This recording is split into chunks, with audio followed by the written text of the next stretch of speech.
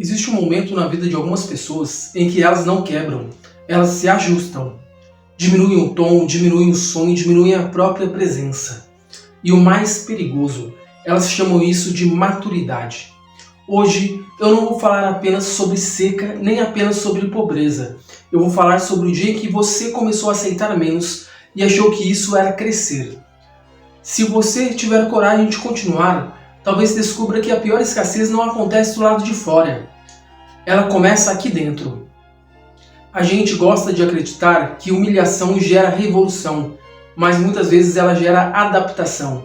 Você aprende a falar menos, a ocupar menos espaço, a desejar menos. Aprende que é mais seguro não se destacar, não discordar, não sonhar alto demais. E assim, pouco a pouco, a pessoa não explode, ela se reduz e redução constante vira estrutura interna. Fabiano não sofre apenas com a seca, ele sofre com o olhar dos outros. É tratado como bruto, como ignorante, como alguém que vale menos. E existe algo mais devastador do que a injustiça, é a internalização da injustiça. Quando o que fizeram com você vira o que você acredita ser. Fabiano, você é um homem ou um bicho? Essa pergunta não é metáfora, ela é ferida. Porque o momento em que alguém começa a duvidar da própria humanidade é o momento em que a dignidade foi atravessada. Isso acontece hoje quando alguém trabalha até a exaustão e ainda se sente insuficiente. Quando alguém é tratado como um número. Quando alguém para de se reconhecer no espelho. A dúvida começa pequena. Eu realmente importo? Fabiano sofre também porque não domina a linguagem. E quem não domina palavras tem dificuldade de organizar a própria dor. Se você não nomeia o que sente, você não protege o que sente. E quando não protege, cede. Muita gente não está fraca, está emocionalmente desorganizada, sem vocabulário interno.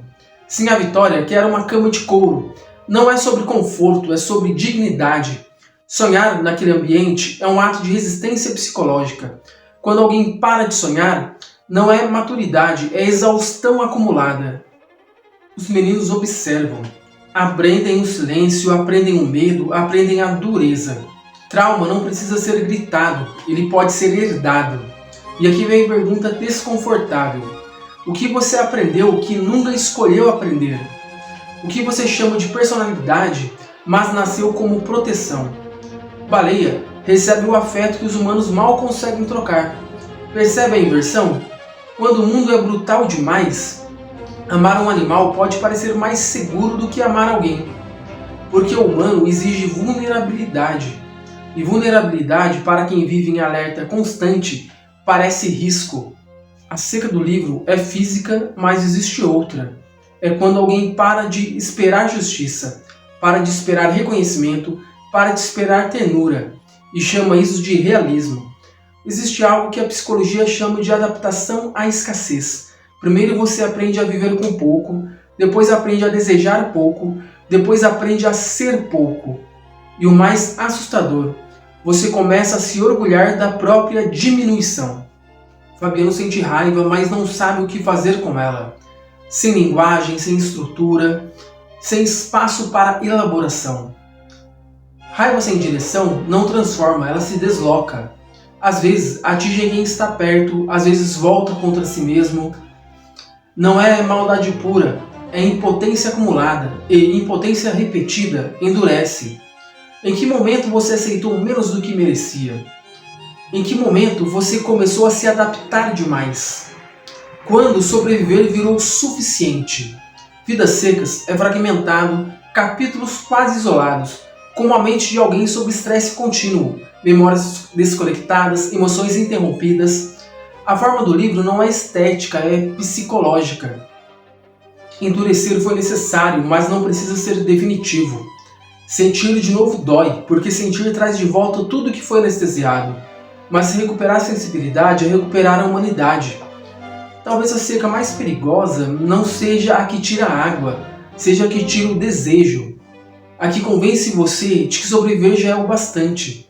Fabiano continua caminhando, mas você não precisa continuar se diminuindo. A pergunta não é se a vida foi dura, a pergunta é: você ainda está inteiro? Aqui no Café Entre os Clássicos, nós não usamos livros para fugir da realidade, nós usamos livros para recuperar a nossa humanidade. Então, prepare o café, abra um bom clássico e tenha coragem de permanecer humano. Nos vemos no próximo café.